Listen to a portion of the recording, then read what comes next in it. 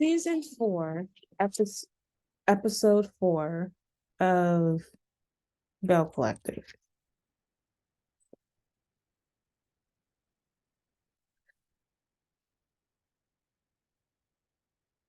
Glenn is rapping, I am Willie.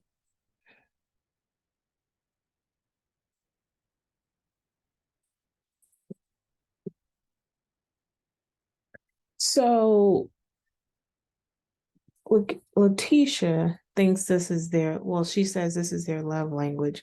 So she's all excited that this way too grown man, JJ, was like, oh, I know what's coming.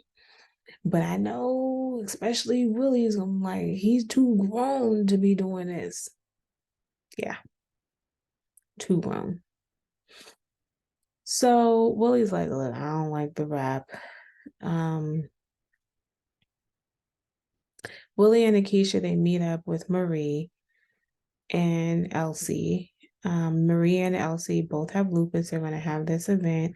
Akeisha is teaming up. Willie's mom had lupus, and Willie's like, so Willie and them are talking about, no, Akeisha and Marie and Elsie were talking about the whole book event. Akeisha's like, I don't understand the book concept. Look, my husband is a whole NFL star. Went to the Super Bowl, and women are hanging out all over the place. And Willie's like, look, I ain't in it, and I ain't cheat. He didn't want to deal with that at all. And he's like, I don't think I need to be in this conversation. He's like, is there dessert? I love me some Willie. He is the best husband on this show. Willie, Cliff, and JJ are together. And Cliff still talks to JJ's ex-wife.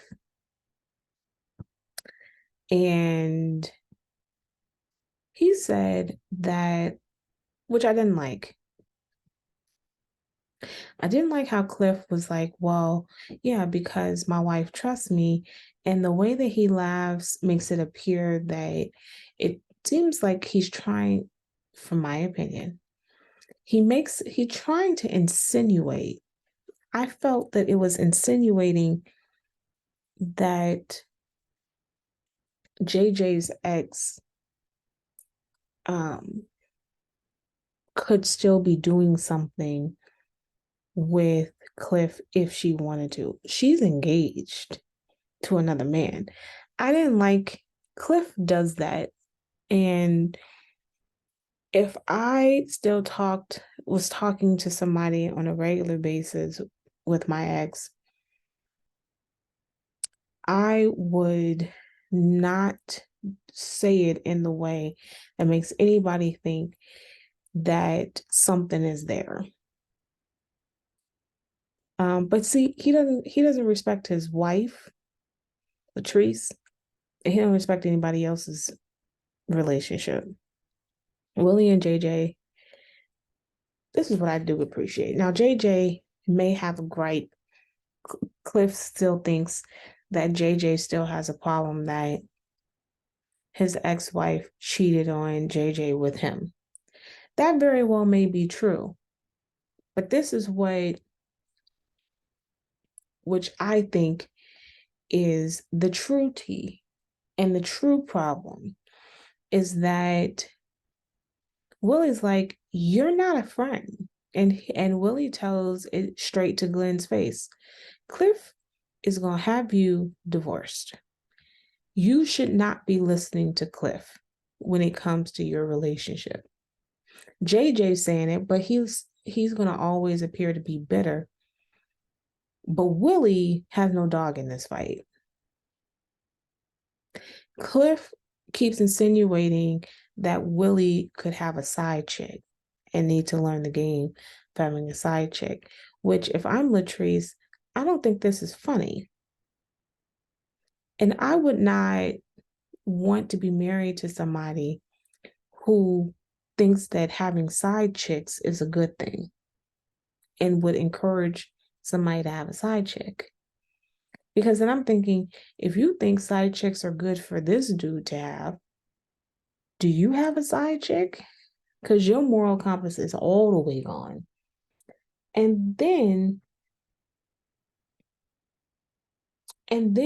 to add insult to injury, Cliff doesn't even have a problem when they tell him to his face, you ain't a friend. Glenn is up here like, Cliff is my guy. I'm always going to be loyal to him. And I'm like, but if you keep listening to this dude, Latrice and Letitia are not the same. Latrice, I don't think that you can physically abuse Latrice. I'm sorry, Letitia. So you might be doing mind manipulation on Letitia, but there is a special type of manipulation that's going on between Cliff and Latrice that you're not going to be able to get away with. And I think Letitia is the kind of person who will go toe to toe with you. So you keep taking advice from somebody who's able to control his wife like under like with an iron fist, figuratively, literally. I still think that she's being physically abused. What he did on camera last season lets me know that he is absolutely being physical with this chick, because no man is going to grab their wife that way in public and that be good. No man is going to be okay with his wife putting on makeup to disguise bruises and go out and film and think that there's nothing that's happening. You think we boo-boo the fool. So I don't see, you're not going to be able to do this, Glenn. You may think you could, but I think Letitia is going to be, will buck with you. So Granny, that's the only compliment I can give Letitia, but still. Anywho, but Glenn, keep listening to him. See how this works out for you. Akeisha and Tamara, they're working out in this spin class. Akeisha says she had 8 miscarriages. Yo, that's a lot. I've never had a miscarriage. Yo, that's a lot. Like, anyway. And then the thing about when you have a miscarriage or an abortion, either one, your body instantly starts thinking that you're about to have this baby, and your body still changes even that quickly. And your body doesn't go back the same way as if you had a baby. Even when it begins to store fat, it stores fat differently.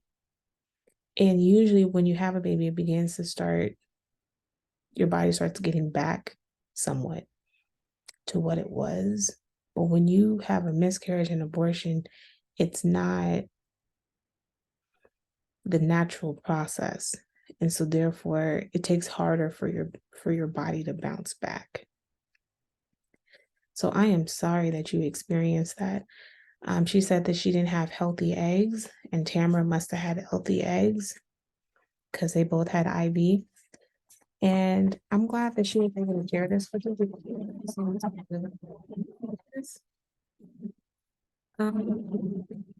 Marie, girl.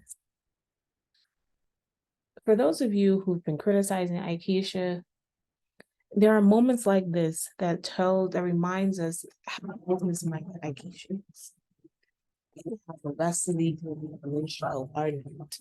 When Akeisha said, I'm going to do 2 + 2, She's literally gonna be doing 2 plus 2. She was talking in circles with Marie. We had no idea. And she's like, I'm concerned.